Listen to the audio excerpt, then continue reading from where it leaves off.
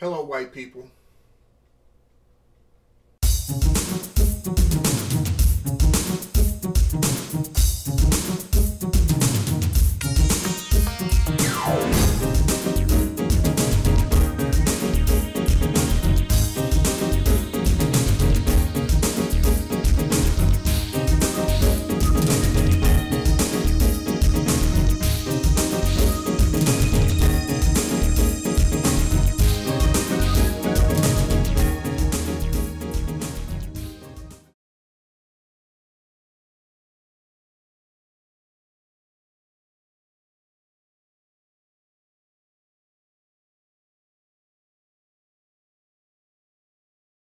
Hello and welcome to Iyapo Yapa. Iyapo Yapa is an acronym that stands for if you aren't pissed off, you aren't paying attention. This is a special edition of Iyapo Yapa. This is something that I very seldom, if ever, do. And that is that I'm going to predominantly be addressing white people in this episode. Now, anyone that knows me knows that I don't try to explain things to white people. I find it to be a useless and just a useless exercise. But I've been seeing a trend, something trend online that I think needs to be addressed. Now, for my brothers and sisters, you can also stay and listen to this. But again, this is predominantly for white people. Look, I've been seeing this growing trend on the different live streams and on various channels and sites where white people are intruding into our space. And I'm not talking, to be honest, I'm not even talking about trolls. I'm talking about just well-meaning. And I see, that's the thing. I grant there are some well-meaning white people. Well-meaning white people will come into our spaces and attempt to, for want of a better term, just create like these kumbaya moments. You really need to stay out of our spaces with that, because all you're going to do is get your feelings hurt and meet a lot of hostility. Now, I'm going to give you a quick analogy. I was in a relationship with I take that back. I tried to get into a relationship years ago with a beautiful African woman. She is from Ghana. And she had been hurt so deeply, so many times, that she had this wall up. She has had this defense up that I could not get through and never got through. And I meant well. I wanted nothing more than to develop a relationship with her, and my goal was to do nothing but be good to this woman. But she wasn't having it, and it had nothing to do with me, and frankly, it didn't have anything to do with her. If you really think about it, she had these defenses up because of a history of what had happened to her. And she finally decided, she at first she thought maybe she could get past it, but she couldn't. And she had decided that the best thing for her to keep from ever getting hurt, ever, was to just keep the wall up and not have a relationship at all. Now the thing is, you will have some who will say, well, she's cheating herself out of love and all this crap. But the thing is, that may very well be the case. But the bigger point is that she knows one thing for sure. She knows one thing for darn sure. She's not going to get hurt again. Okay? Because she's not going to let anybody in. Now, here's the thing. I learned something very, very, very important from what happened at that time. And that was years ago. And I learned this.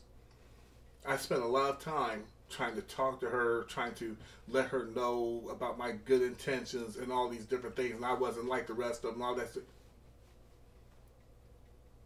After I can't even say we broke up because we never really, really got to get together. But after we parted ways, I had a lot of time to think about that. And I realized something. I was talking to the wrong person. I didn't need to be talking to her. I didn't need to be coming into her space, trying to get her to change her mind and all this different stuff. What I needed to do, and what I have done ever since, is to go and talk to the people who created her. Okay, the people who created this dysfunction in her, or this feeling in her. That's who I needed to go talk to. And let them know, dude, you're messing up my stuff.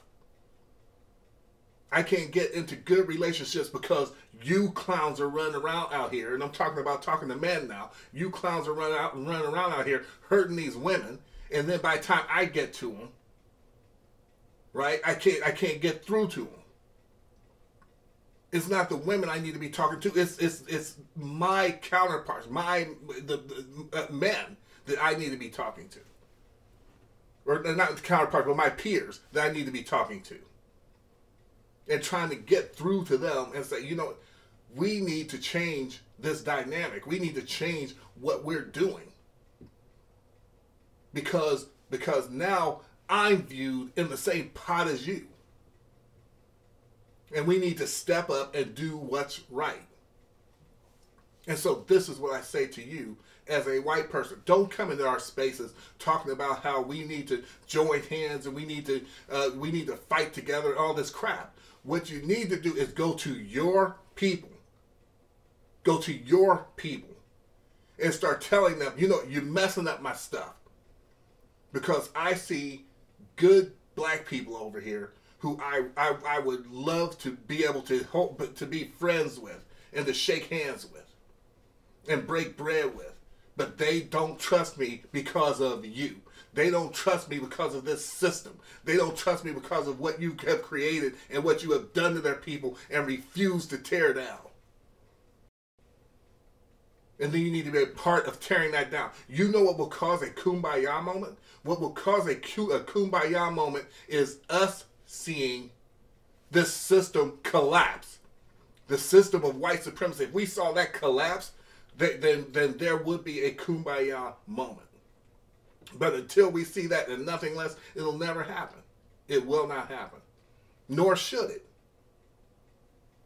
Nor should it.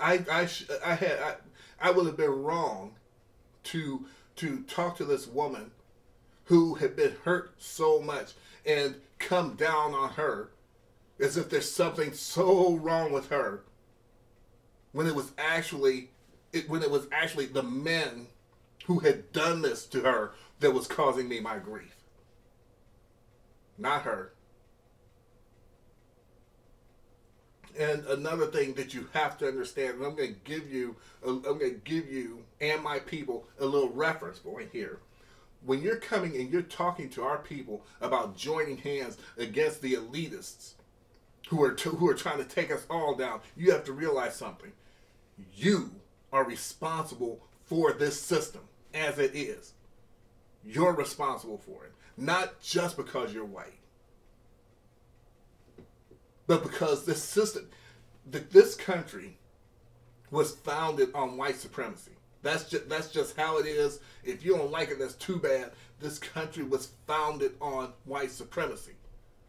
White supremacy being a system by which all white people got to benefit.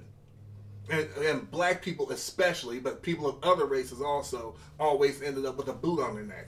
Now, what you didn't know, and what's laughable, is that while you were enjoying your white privilege, while you were enjoying the advantages of being white in this country, there was another game that was being played on you by the elitists and those at the very top. Because they perceive all of us as bugs. Black, white, red, yellow. They perceive all of us as bugs who are not in their clique. All of us. So that might lead you to say, well, that's all the more reason you should fight with us. No, no, no. See, while this system was being put in place, because they knew that they had to have a system in place to control everybody. And they also knew that while they were putting this system in place, they could just spring it on you and spring it on everybody because there'd be a revolt. They said they were thinking in order to keep a revolt from happening, we're going to have to do this incrementally. We're going to have to do it slowly. And we have to do it in a way that no one thinks to stop us or tries to stop us. And they came up with a brilliant plan. They said, well, this system is based on white supremacy. And we give advantage to white people and white privilege, which you love to deny, but is there. Because there's not one of them that would trade places with me because of my skin color. But they said, what we'll do is we will keep putting all these different laws and acts and mechanisms in place that only seem to affect black people negatively. I'm going to repeat that. We put these laws and acts and mechanisms in place that only appear to negatively affect black people. And you know why they did it like that? Because they knew that if you saw that and I'm talking about white people now, they knew that if white people as a collective saw that it was only adversely affecting black people, they wouldn't do a blessed thing about it. Nothing. And so every time, while we were being killed in the streets, while we were being oppressed, while we were being crushed by laws, while we were having drugs flooded into our neighborhoods and weapons, you did nothing. You said nothing. And as a matter of fact, you jumped on the bandwagon with them, say, yeah, cart them off to jail. They don't need to live anyway. With all this different foolishness. And the whole time, they're running a game on you. Because they were steadily building up their system against you, white people.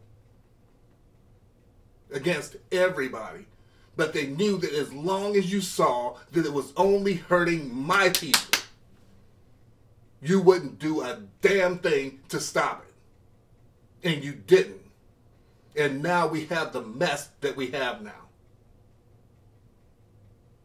And now you want us to get together. Well, we all need to get together to fight. Why in the world would I want to get together with you to fight a system that you created? You fight it. You're the reason this exists. Do you realize, white person, do you realize that had at any point you stopped and said, wait a minute, don't do this to these black people. Don't redline them. Don't unfairly tax them. Don't give them crazy interest rates. Don't kill them in the streets. Don't oppress them. Don't throw them in cages like animals. If at any point you had said don't, you had told this government, stop. At any point, do you realize none of this would be happening? This is all happening because of because you watched all these things happen to us and didn't do anything. That's what created this system. And that's what they knew. The elitists, that's what they knew. They knew that you, white people, as long as you saw this stuff happening to black people, you wouldn't do anything. And they could continue to build this system in the way that they did. And now they sprung the trap. And I'm going to tell you something. I'm going to tell you something. Lip strike. I'm going to tell you something. You want to start trying to fight them now? Baby, it's too late. Baby, it is too late. How do I know it's too late? Because just like on the movie Watchmen at the end, when the one he was the villain, but he actually was originally one of the heroes. He was like, "Do you think that I would tell you my plan if there was anything you could do about it? Do you think that they would be springing this trap right now if there was anything you could do about it to stop it?"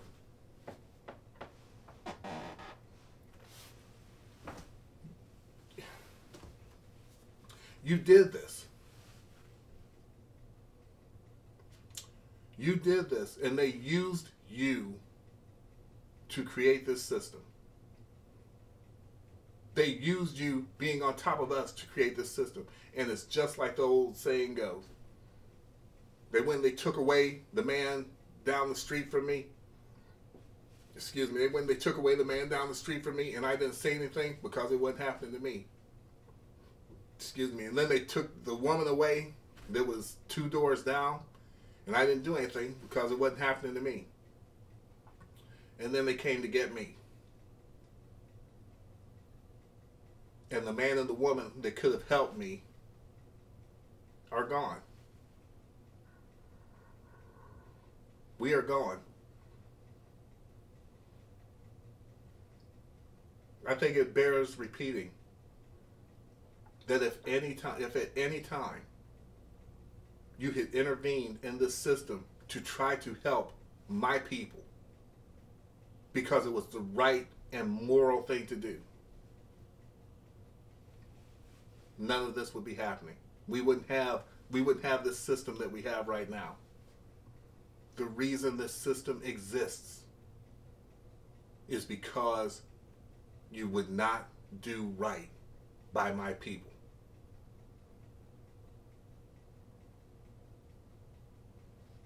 You have sown the wind, and you are now reaping the whirlwind.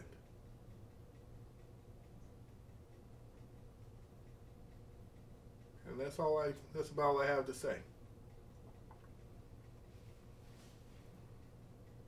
Stay out of our spaces trying to convince us of anything.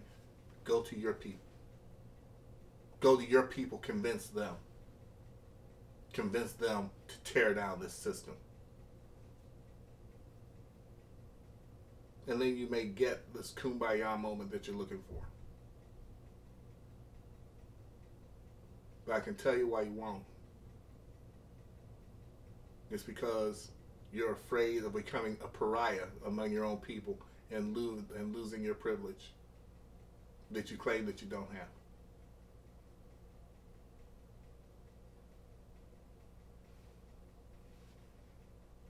That's it. Take care.